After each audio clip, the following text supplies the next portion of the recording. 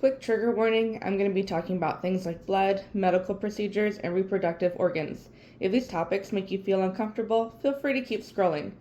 My name is Jessica, and this is part 16 of my endometrial cancer journey. I grew up in your typical Midwest family. We love sugar and carbs. On every holiday, we'd have a big meal, then we'd gorge ourselves with more pies and candies. My grandparents were the worst about sugar year-round. They always had ice cream in the freezer or cookies in the pantry. I remember once my grandparents let me have a root beer float for lunch. After my mom had her breast cancer, she became more intentional about eating healthy and getting my family to eat healthier. She also tried to convince my grandparents to change for their health.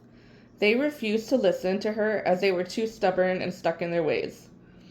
When I was starting grad school, my grandfather had a bout of gout. The doctor instructed him to reduce red meat and sugar, ice his foot, and elevate it. If the swelling didn't go down after so long, then and only then would he prescribe medication. Well, Granddad iced and elevated his foot once, and only because I made him do it. He wouldn't have done it on his own otherwise. My grandma called the doctor and threw such a hissy fit that the doctor was pressured into prescribing medication. I love my grandparents so much, but that day I was not proud of them, and I did not want to be them when I got older. I knew that a magic pill wasn't the answer to every ailment. Taking care of your health meant eating right, exercising, and putting in the effort to maintain those healthy habits. As a result of this incident, I became a pescatarian. I only ate fish and seafood for my proteins. After Nick and I got married, I had a random craving for chicken nuggets that resulted in me adding poultry back into my diet. Nick and I started to try to have a baby in December of 2019. We tried and tried with no luck. Meanwhile, I started to gain weight from my PCOS symptoms. Nick and I decided to start Weight Watchers. I lost about 10 pounds on the program. After we moved out of state, we put a pause on Weight Watchers and did not resume. By spring of 2021, we were still trying to have a baby. I was continuing to gain weight as well. While researching how to help my fertility and get pregnant, I found a presentation from a doctor advocating for the vegan diet. While we didn't go fully vegan, we then removed all non-natural sugar from our fridge and made as many plant-based swaps as we could. But as time went on, we couldn't maintain these changes, and we slipped into old habits. In April of 2023, I had the worst menstrual period of my life. It was so heavy that we thought we had a miscarriage. I should have gone to the emergency room with how much blood there was. A few weeks after the worst period ever, I learned about a podcast about women's nutrition and fertility. The host claimed to have cured their PCOS symptoms through diet. I then made changes again. After being a pescatarian for 7 years, I reintroduced red meat into my diet. I started drinking whole milk and eating full-fat foods. At the beginning of 2025, we finally went to the doctor after not having insurance for a few years. Because of my PCOS, the doctor wanted to check my A1C. My A1C was 6.1.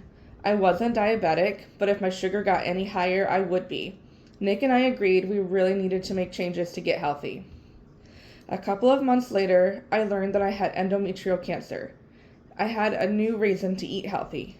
I was then referred to a nutritional counselor who introduced me to the Mediterranean diet.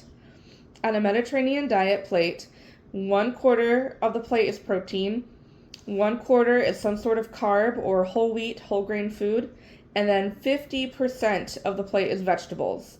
Instead of using butter, we had to cook with olive oil. Because of my prediabetes, I was also instructed to switch to 2% and low-fat foods. At first, Nick and I were excited to start making these changes, and I started to lose a little weight. I got excited, but then I was quickly disappointed.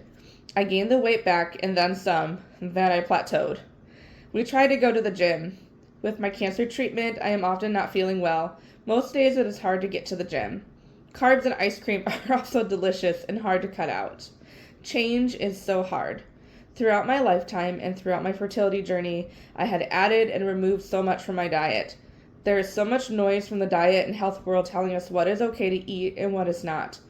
Often, many of these voices contradict each other. It is so hard to know how to eat, especially during times of health crises. I had a biopsy done this past July. The results showed that I still have precancer cells in my body. We were hoping to be cancer-free, but we're not quite there yet. I still think of my grandparents and their unhealthy lifestyle choices. I remember that I want to live a long time and be around for my children and grandchildren. I remember that I want to beat this cancer. Change is hard. Nick and I have fallen off and gotten back on the bandwagon more times than I can count. But that's the beautiful thing about lifestyle changes, is you can always try again. I don't just want to encourage you, but I also want to encourage myself. You matter. Your health matters. Making the effort to change and take care of your health is important.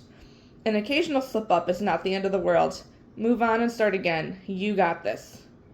We would like to invite you to be part of our journey and help create a miracle.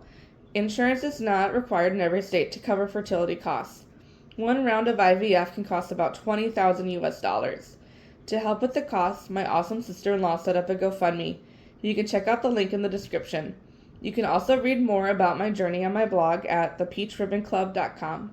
Thanks for watching, and I will see you next time.